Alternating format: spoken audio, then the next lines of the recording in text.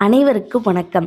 செடி வகைகளை கனவில் கண்டால் என்ன பலன் அப்படிங்கிறத தான் இந்த பதிவில் பார்க்க போகிறோம். கத்தரி செடிகள் காய்த்து குலுங்குவதாக கனவு கண்டால் உங்களுக்கு குளிர்ச்சி சம்பந்தமான நோய்கள் ஏற்பட போகிறது என்று அர்த்தம்.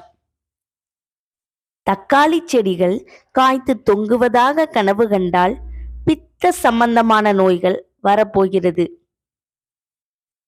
வெண்டைக்காய் செடிகள் காத்திருப்பதாக கனவு கண்டால் உங்களுக்கு கப சம்பந்தமான நோய்கள் வரப்போகிறது என்று அர்த்தம்.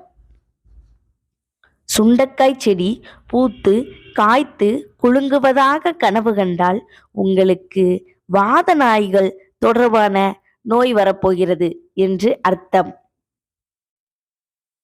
பச்சை மிளகாய் ஏராளமாக காய்த்திருப்பதாக கனவு கண்டால் உங்களுக்கு வயிறு சம்பந்தமான நோய்கள் வரப்போகிறது என்று அர்த்தம். பச்சை மிளகாய் செடியிலேயே பழுத்து தொங்குவதாக கனவு கண்டால் குடற்புண் சம்பந்தமான நோய்கள் வரப்போகிறது.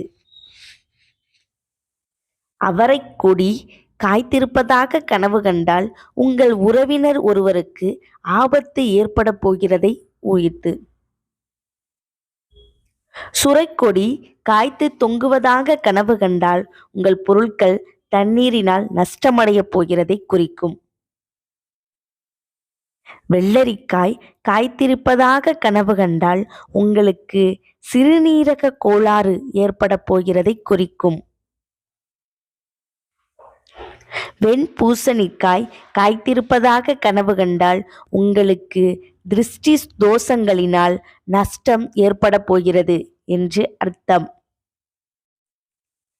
வெண்பூசணிக்காய் காய்த்து அழுகி போய் வெடித்திருக்கிறது என கனவு வந்தால் உங்கள் குடும்பத்தில் இந்நாள் வரை இருந்த திருஷ்டி தோஷம் செய்வினை கோளாறுகள் அனைத்தும் விலகிவிட்டது என்று அர்த்தம்.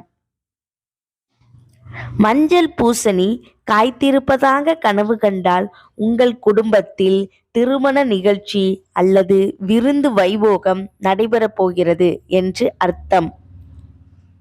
புடலங்காய் காய்த்து தொங்குவதாக கனவு கண்டால் உங்கள் குடும்பத்தில் சுப நிகழ்ச்சிகள் நடைபெறப் போகிறது.